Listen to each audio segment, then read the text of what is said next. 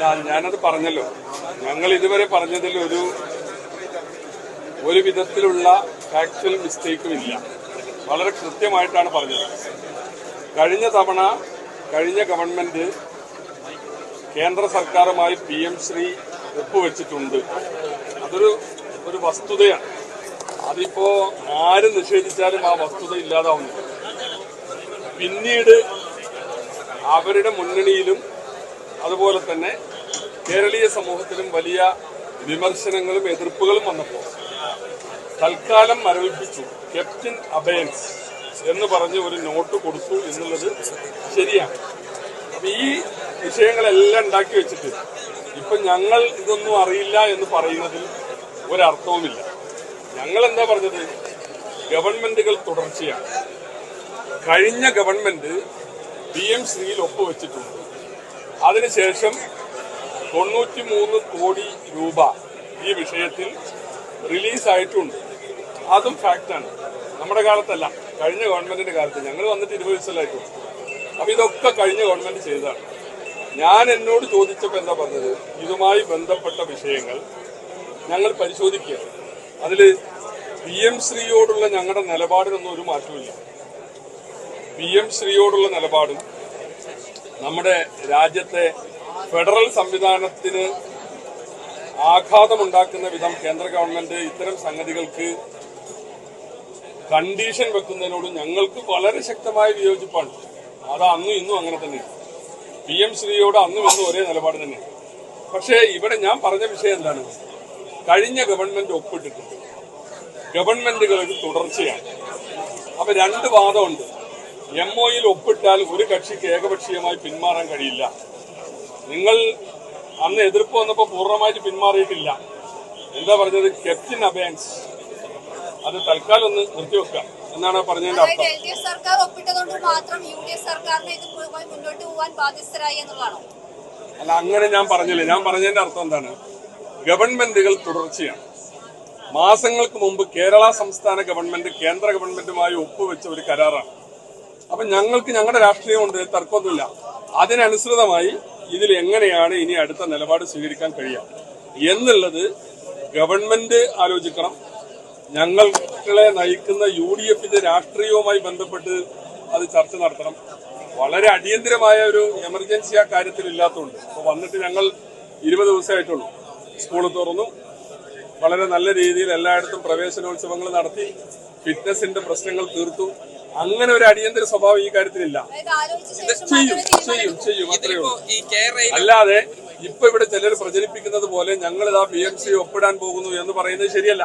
അതുമായി മുന്നോട്ട് പോകുന്നില്ല എന്ന് പറയാൻ കഴിയാത്തൊരു സാഹചര്യമാണ് ഇപ്പോൾ. അപ്പൊ കേരളയിലൊക്കെ വന്ന് ഉടൻ തന്നെ ഉപേക്ഷിക്കുകയാണ് എന്ന് പറഞ്ഞു. അതിനേക്കാൾ ഏറ്റവും ഈ തെരഞ്ഞെടുപ്പിന് തൊട്ടു മുൻപ് വലിയ ചർച്ചയായതാണ് PM ശ്രീ.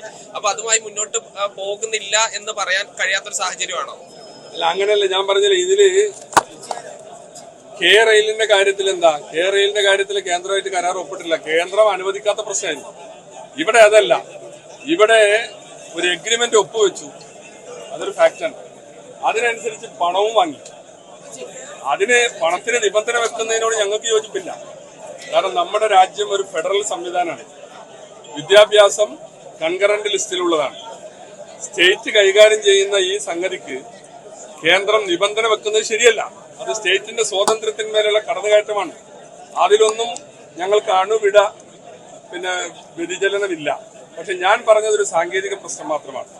കഴിഞ്ഞ ഗവൺമെന്റ് ഒപ്പിട്ട സാഹചര്യത്തിൽ ഇനി അതിൽ നിന്നുള്ള മാറ്റത്തെ സംബന്ധിച്ച് എന്ത് വേണമെന്നുള്ളത് ഗവൺമെന്റ് തീരുമാനിക്കണം. ഗവൺമെന്റ് തീരുമാനിക്കണമെങ്കിൽ UDF ചർച്ച ചെയ്യും. കഴിയാത്തൊരു സാഹചര്യം മാറ്റമില്ലാതെ പോവുകയാണ് കേന്ദ്രം എന്നാണെങ്കിൽ പിന്നെ എന്ത് ചെയ്യുമെന്നുള്ളതാണ്.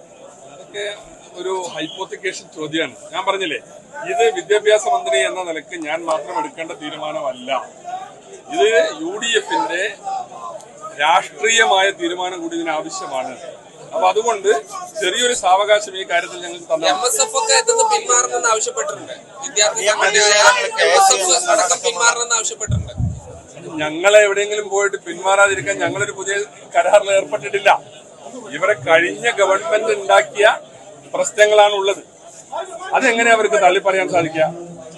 PM ശ്രീ ഒപ്പിട്ടതിനെ ന്യായീകരിച്ചുകൊണ്ട്, പഴയ കാലമല്ലല്ലോ, PM ശ്രീ ഒപ്പിട്ടതിനെ ന്യായീകരിച്ചുകൊണ്ട് അന്നത്തെ വിദ്യാഭ്യാസ മന്ത്രിയും അന്ന് ഭരണത്തിന് നേതൃത്വം കൊടുത്തവരും അപ്പുറത്ത് നിൽക്കുന്ന പാർട്ടികളും അവരുടെ പോഷക ഘടകങ്ങളൊക്കെ ന്യായീകരിച്ച് സംസാരിച്ച ക്ലിപ്പുകളും ഇന്ന് നമുക്ക് കാണാൻ സാധിക്കും. അപ്പൊ അതുകൊണ്ട് ഞങ്ങൾ ഇവിടെ പുതുതായി ഒന്നും ചെയ്തിട്ടില്ല. ഈ ഇടതുപക്ഷം ഉണ്ടാക്കി വെച്ച ഈ വിഷയം എങ്ങനെ പരിഹരിക്കും എന്നതാണ് ഇനി വരാൻ പോകുന്നത്. അത് ഞങ്ങൾ നല്ല രീതിയിൽ പരിഹരിക്കും. ഞങ്ങളുടെ രാഷ്ട്രീയം അതിൽ കോംപ്രമൈസ് ചെയ്യുന്ന പ്രശ്നമില്ല. അതിൽ ഞാനത് പറഞ്ഞത് എപ്പോഴാ, ഒരു സ്കൂളിൽ ചെന്ന് കുട്ടികളുമായി സംസാരിക്കുമ്പോൾ കുട്ടികളെ ഭാഗത്തൊരു നിർദ്ദേശം വന്നു, ഞങ്ങൾക്ക് ഒരു ദിവസം കളർ ഡ്രസ്സ് ഇടാനുള്ള സ്വാതന്ത്ര്യം വേണം. എനിക്ക് പ്രത്യക്ഷത്തിൽ അത് കേട്ടപ്പോൾ അത് അവരുടെ ഒരു ആഗ്രഹമല്ലേ, നടന്നോട്ടെ എന്ന് കരുതി.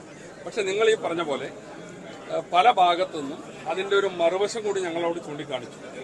എന്തുകൊണ്ടാണ് യൂണിഫോം വന്നത്, പിന്നെ അതിന് ഒരു ദിവസം ഇളവ് കൊടുക്കുമ്പോൾ ഉണ്ടാകുന്ന പ്രയാസങ്ങൾ, അതൊക്കെ ഞങ്ങളുടെ മുമ്പിലുണ്ട്. വിദ്യാഭ്യാസ രംഗത്തെ ഏത് പരിഷ്കാരവും അക്കാദമിക സമൂഹവുമായി ചർച്ച ചെയ്തിട്ട് അതിൽ പിന്നെ അക്കാഡമിഷ്യൻസ് ഉണ്ടാകും, അധ്യാപകരുണ്ടാകും, വിദ്യാർത്ഥികളുണ്ടാകും, ഞങ്ങൾ നടപ്പാക്കുള്ളൂ. അല്ലാതെ ഏകപക്ഷീയമായി ഒരു മാറ്റവും എവിടെയും അടിച്ചേൽപ്പിക്കില്ല. അപ്പൊ ഇതൊരു തീരുമാനമായിട്ടില്ല. തീരുമാനമാകുന്നതിന് മുമ്പ് ആവശ്യമായ ചർച്ചകൾ ആ കാര്യത്തിൽ നടത്തും. കൂടുതൽ വാർത്തകൾക്ക് news 18 Keralam YouTube channel subscribe ചെയ്യുക.